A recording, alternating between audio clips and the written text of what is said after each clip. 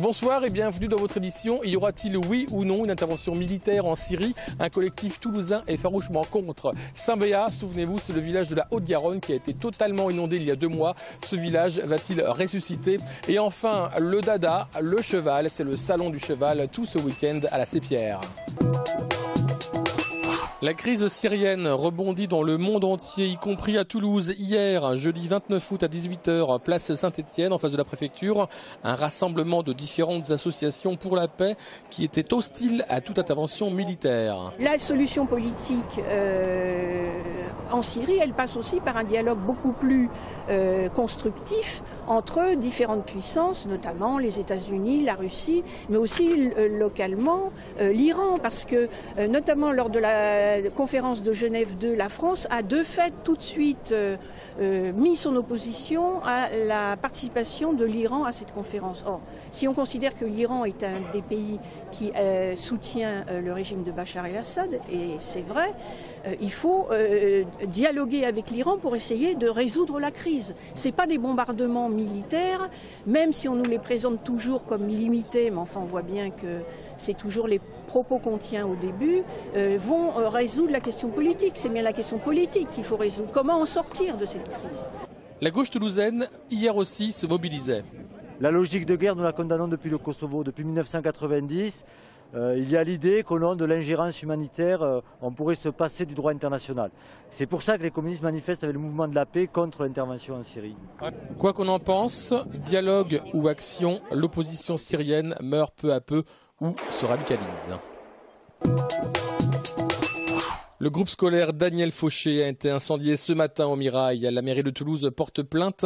L'origine du sinistre reste à établir. La rentrée est différée au jeudi 5 septembre. Les parents sont invités à une réunion d'information le mardi 3 à 8h15 dans les locaux de l'école. Incivilités, vols, agressions en France. En 2012, 11 000 signalements de ce genre ont été recensés par l'Observatoire des violences en milieu de santé.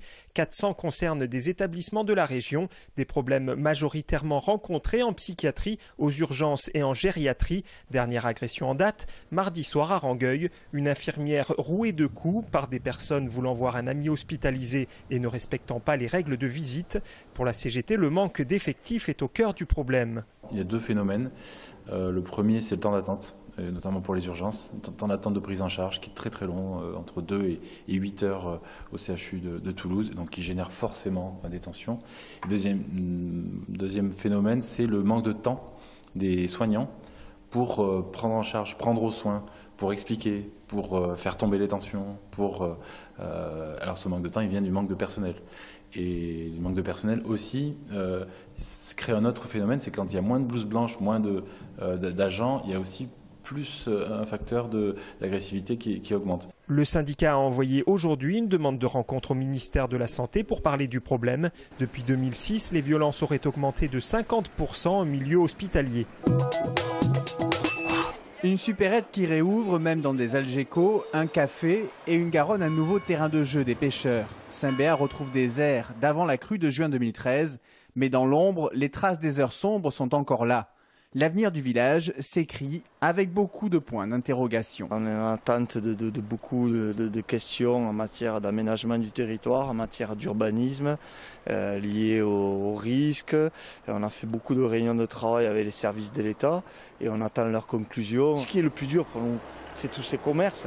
Les habitants, on y est, on habite, on vit, mais c'est le centre de ville. La problématique aussi des campings, cette angoisse-là de savoir comment ça se passe. La véritable angoisse, c'est la fermeture définitive des 2 campings de la ville. C'est l'État qui tranchera. Les campings, c'est 500 personnes l'été qui font vivre tout le village. L'autre ressource, c'est le passage routier vers l'Espagne. D'ici 2016, cette déviation le détournera.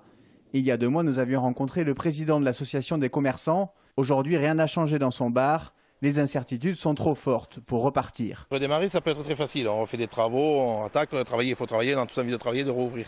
Mais est-ce que j'aurai le potentiel pour travailler? C'est-à-dire autour de moi, sachant que plus de camping, plus de maisons secondaires, bientôt plus de voitures qui vont passer, plus de passages avec la déviation. Notre avenir, je pense qu'il est tout à fait bien, il est bien dessiné. On a pour 6 mois un bon dépôt de bilan et là on se retrouvera tout seul et on aura vraiment tout perdu. Il réclame la création d'une zone commerciale à proximité de la future déviation. Question de survie.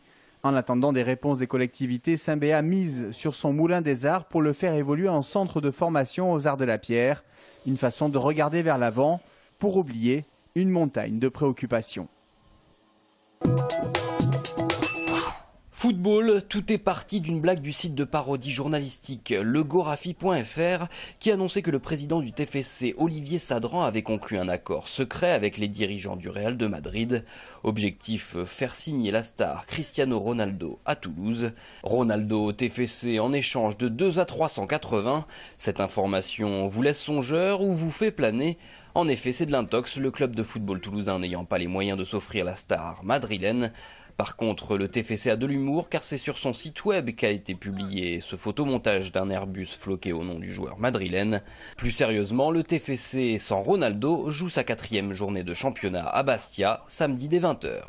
Un anniversaire maintenant, celui du Toulousain Juste Fontaine qui a soufflé ses 80 bougies hier soir au stadium. Celui que l'on surnomme Justo, meilleur buteur en Coupe du Monde avec ses 13 réalisations en 1958, a été fêté comme il se doit par toute la famille du football au Garonnais. Enfin rugby, 3e journée du top 14 samedi, le stade toulousain s'en va défier son rival clermontois au stade Marcel Michelin.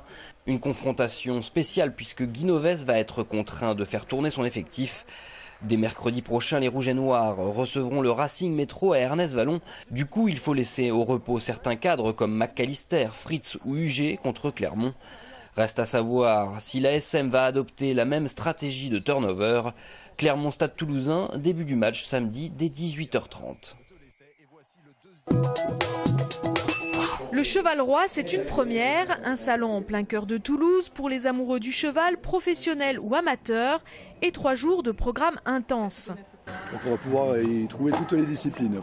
Donc ça, on part de concours d'obstacles, l'élevage, présentation de races, équitation de loisirs, attelage, horseball. Voilà, je crois qu'on va le trouver pour tous les goûts et pour toutes les personnes. Ah ben, le cheval, pour moi, c'est l'ami de l'homme. Ça apporte une sérénité, du calme. Et bien, on le voit avec les enfants, les handicapés quand ils montent dessus. C'est, voilà, on dit le meilleur ami de l'homme et je crois que c'est vrai. Petits et grands, sportifs et artistes, plus de 200 chevaux ont fait le déplacement, parmi lesquels l'élégante Talila, une habituée des concours de beauté. Elle est née à la maison et ouais, bien sûr, je suis très attaché. Elle a été championne de France folle en 2011 et elle est championne de France et suprême championne cette année en 2013. Rendez-vous jusqu'à dimanche à l'hippodrome de la Sépierre.